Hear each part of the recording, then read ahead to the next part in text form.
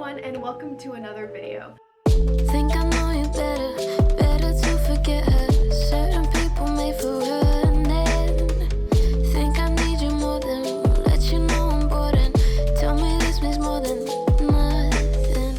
So this is obviously a little bit of a different setup than normal. I'm actually at my boyfriend's dorm. Hello. he's back there behind the camera. Today I wanted to do a learn StoryGraph with me sort of video, because like if you're anything like me, you've been using Goodreads for like years and you know how Goodreads works. I don't know, like I've heard so much about StoryGraph lately and I want to like check it out and like see how it works and like if it's better than Goodreads. I've heard a lot of really good things about it, but I was a little bit nervous to like use something new because you know you have to like learn a whole new thing. And so I thought that maybe like if I showed you guys what to expect, then you would be like less nervous about using StoryGraph. I did make a StoryGraph account last week. I've looked at it a little bit just to see like the differences. I haven't looked too much at it. I don't know everything yet, but like this is sort of like we'll learn it together kind of thing.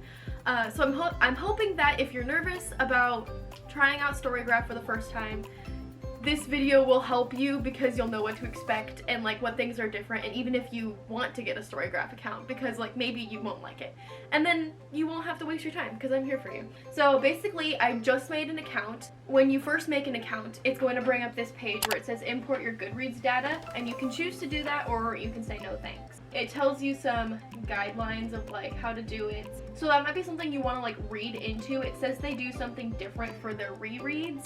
Like so if on Goodreads you would mark something as you'd read multiple times, it might not mark it on StoryGraph, which you can always add in the dates of your rereads, but you'll have to do that like manually. So that might be something to think about if you're thinking about adding your Goodreads data or not adding your Goodreads data. And of course there's more information here that you'll want to read through. For the purposes of this video, I'm not going to import my Goodreads data, and actually when I made my actual StoryGraph account, because this account I made just for the sake of this video and I'm not actually using it, I do have a different account which is linked down below if you guys want to check it out. But like I didn't import my Goodreads data either because like I have books marked like as to read on Goodreads from when I was like a middle schooler, and I don't think that they're books that accurately represent what I want to read anymore. It's so much work to go through Goodreads and like get rid of all of them. For me, this is like a fresh start. I don't have to like go through and get rid of stuff, and I can just like mark things that I want to read as I feel like I want to read them as I'm using StoryGraph. So I chose not to mark my Goodreads data. Now it'll have you take a survey about your reading preferences, so we'll do that. So you can type in your favorite genres. For me, that's contemporary, magical realism, young adult, middle grade, and then we'll do mystery because I've been really feeling mystery lately. You can select 3 like things you prioritize in your reading. For me, I like character-driven stories. I don't like fantasy, which means I don't like world building, so we're gonna do character-driven because that's more contemporary. I'm also doing realistic because again I don't like fantasies that much. I do enjoy a plot twist, but I can only select 3, which is also kind of annoying. Like I feel like there's more of these that I want to select. I might do lovable characters. And then you can also put any genres that you don't like or aren't interested in reading right now. Let's put classics because I hate classics. You can probably mark more. I just don't like classics. Who would have guessed? So then there's which of the 3 things, if any, most turn you off of a book. So I'm gonna mark dense writing. Writing is dense. I just get so bored. Probably unlikable characters. Poor writing, I guess. So of course, like if you are someone who doesn't like to read like graphic sex scenes or like gory stories, you could like mark those so then that they wouldn't recommend those to you, which is really nice. Complete a sentence. I am never/rarely in the mood for books that are, and then there's several different like types. Adventurous? I don't know. I don't like fantasy, so like I guess that could kind of work. And so then I submit my answers. It says if you tell us a bit more about the types of books you like to read, we'll be able to give you better recommendations. I guess we'll do it for the sake of this video. So you give a list and then you put comments to separate the list. The topics you hope your books cover, the themes you want them to explore, anything about the author, like who they are, if they're representative in any way, and how they identify. And it gives you like examples too, so like if you don't know what to write, there's some examples there that you might pull from. So I am really big on eating disorder books. I don't know why, I just love them. If you've been around for a while, you probably know that. It's like a really hard subject to find in books sometimes, and so I always find it difficult to find recommendations for eating disorder books, so I think that this is helpful because maybe they'll recommend me something that I haven't read yet. I'm also going to put mental health rep, if I can type. Okay, so I'm going to update my preferences.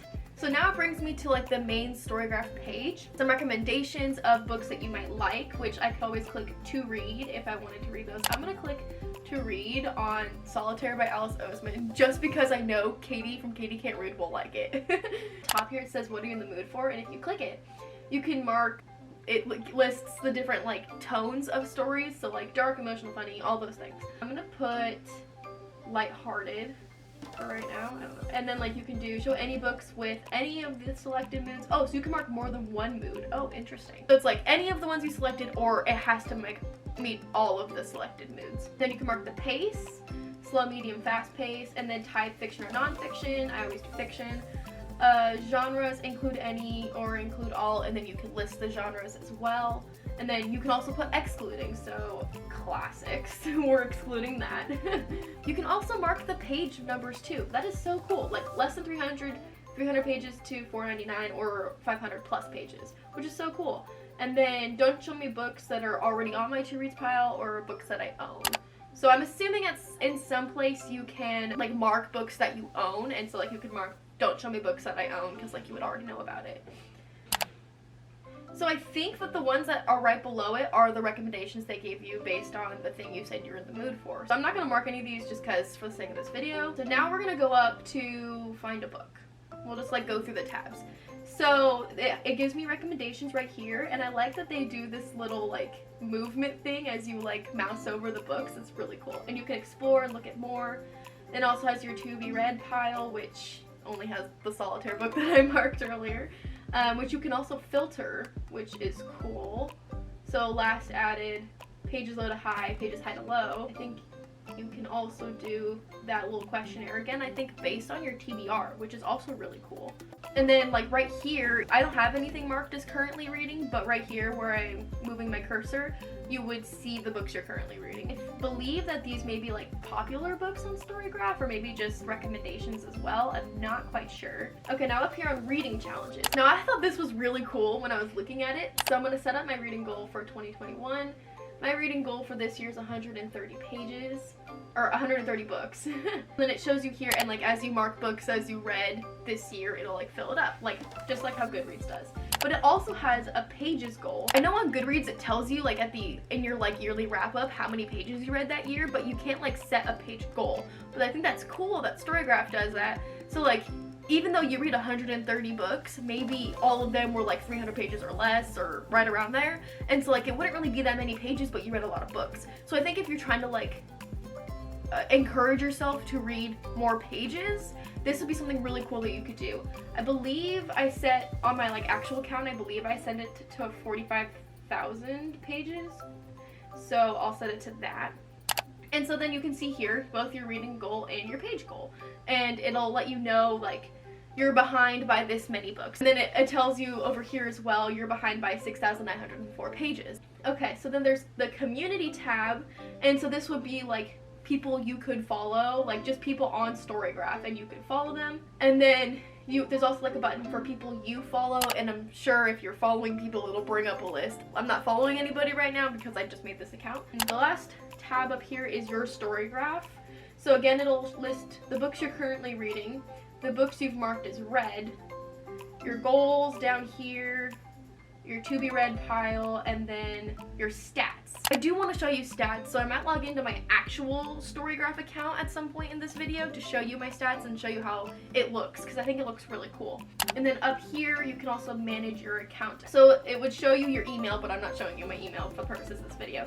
But it also shows you your username, you can set a profile picture, sign up for the newsletter, and beta testing, which might be really fun to check out. Privacy level, so you can be community, public, or private. And it tells you a bit about like what the differences between those are as well.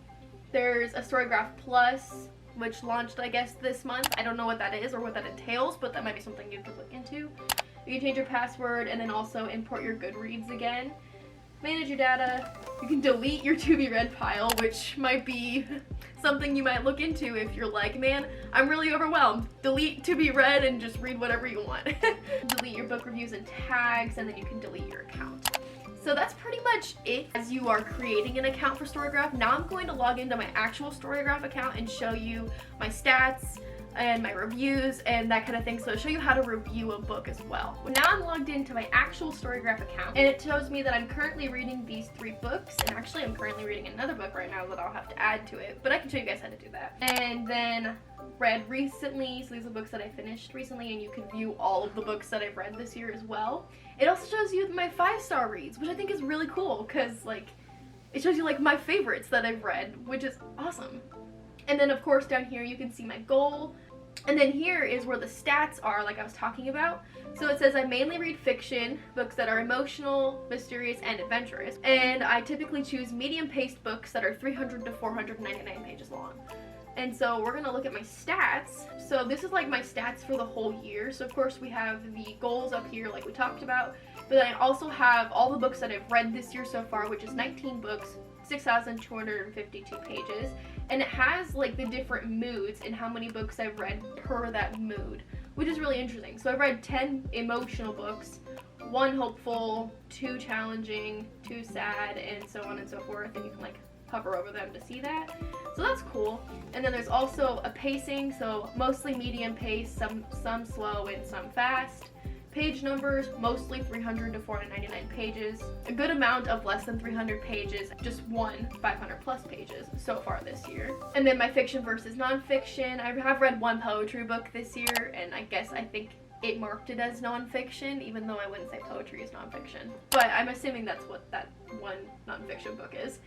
And then here it shows you the genres I read the most of. So I read a lot of young adult, as you can see, a lot of contemporary romance, mystery, science fiction, fantasy, and then like down into like the least read. This is like a line graph of the amount of books and pages you read per month.